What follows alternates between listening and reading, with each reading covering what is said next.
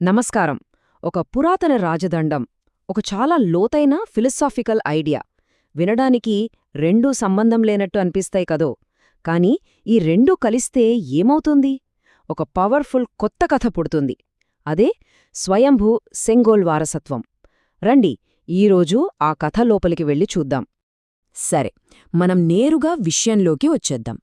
మనం ముందున్న అస్సలు ప్రశ్న ఇదే: చరిత్రలో ఉన్న ఒక రాజదండం ఒక పురాణగాథగా ఎలా మారిపోతోంది? అది కూడా దానంతట అదే పుట్టింది అనేంత గొప్పగా. ఈ ప్రయాణంలో మనం ఈ మిస్టరీని కలిసి సాల్వ్ చేయడానికి ప్రయత్నిద్దాం. ఈ మిస్టరీని ఛేదించాలంటే మనం ముందుగా ఈ కథకు సెంటర్ పాయింట్ అయిన ఆ వస్తువు గురించి తెలుసుకోవాలి. అదేనండి, సెంగోల్. సెంగోల్ అంటే ఊరికే ఓ బంగారు కర్ర అనుకుంటే పొరపాటే. ఇది మన చరిత్రకు ఒక సజీవ సాక్ష్యం. ఇది కేవలం పవర్ని కాదు, పాలకుడి ధర్మాన్ని, న్యాయబద్ధమైన పాలన అనే బాధ్యతను ఒక జనరేషన్ నుంచి ఇంకొక జనరేషన్కు అందించే ఒక పవిత్రమైన సింబల్. దీని జర్నీ చూడండి ఎంత ఆసక్తికరంగా ఉందో. ఇది ఎప్పుడో చోళుల కాలంలో న్యాయమైన పాలనకు ప్రతీకగా మొదలైంది. ఆ తర్వాత 100 ఏళ్లకు 1947లో మన స్వాతంత్ర్యపు మొదటి క్షణాలకు సాక్షిగా నిలిచింది. ఆ తర్వాత దాదాపు మాయమైపోయి ఇప్పుడు మళ్లీ 21వ శతాబ్దంలో దేశవ్యాప్తంగా చర్చకు దారితీసింది. ఒక సింబల్ ప్రయాణంలో ఎన్ని మలుపులో కదా! ఈ సెంగోల్ని కొంచెం దగ్గరగా చూస్తే దాని డిజైనే మనకు ఒక కథ చెబుతోంది. ఆ పైనున్న నందిని చూసారా? అది న్యాయానికి, ధర్మానికి సింబల్. దాన్ని ఒకరి చేతినుంచి ఇంకొకరికి అందించడం అధికార మార్పిడికి సంకేతం. ఇక ఆ దండం మొత్తం రూలర్కి తన బాధ్యతను ఎప్పుడూ గుర్తుచేస్తూ ఉంటుంది. అంటే ప్రతి అంగుళంలో ఒక మీనింగ్ ఉందన్నమాట. ఓకే, ఇప్పటిదాకా మనం ఒక వస్తువు గురించి మాట్లాడుకున్నాం. ఇప్పుడు కాస్త మైండ్ షిఫ్ట్ చేసి ఒక ఐడియా, ఒక ఫిలాసఫీ గురించి మాట్లాడుకుందాం. ఈ మిస్టరీలో ఇది రెండో కీ పాయింట్. అసలు స్వయంభూ అంటే ఏంటి? ఇది ఒక సంస్కృత పదం, కానీ దీని వెనుకున్న భావన చాలా పవర్ఫుల్. సింపుల్గా చెప్పాలంటే దానంతట అదే పుట్టింది.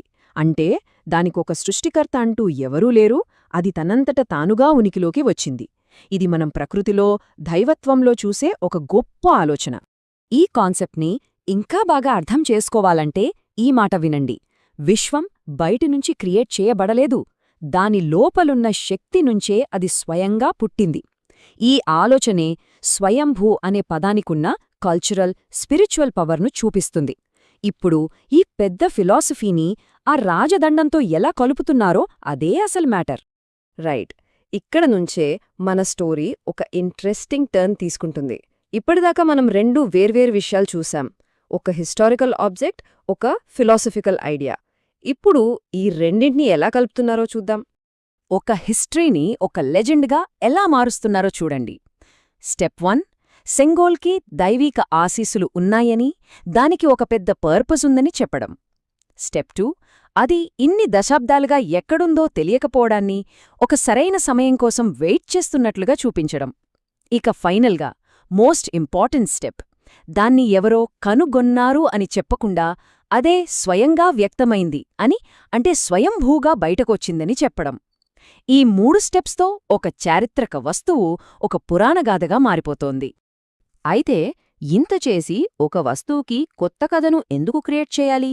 దీని వెనుక ఉన్న పవర్ ఏంటి? దాని ఇంపాక్ట్ ఎలా ఉంటుంది? ఒక్కసారి చూద్దాం. ఈ స్లైడ్ చూస్తే మనకు విషయం చాలా క్లియర్గా అర్థమవుతుంది. సెంగోల్కి ఇప్పుడు 2 రకాల మీనింగ్స్ ఉన్నాయి. ఒకటి దాని అసలు చారిత్రక అర్థం, పవర్ ట్రాన్స్ఫర్, న్యాయమైన పాలన. రెండోది దానికి కొత్తగా యాడ్ చేసిన పౌరాణిక అర్థం, దేవుడి ఆశీస్సులు, డెస్టినీ, సెల్ఫ్ క్రియేషన్.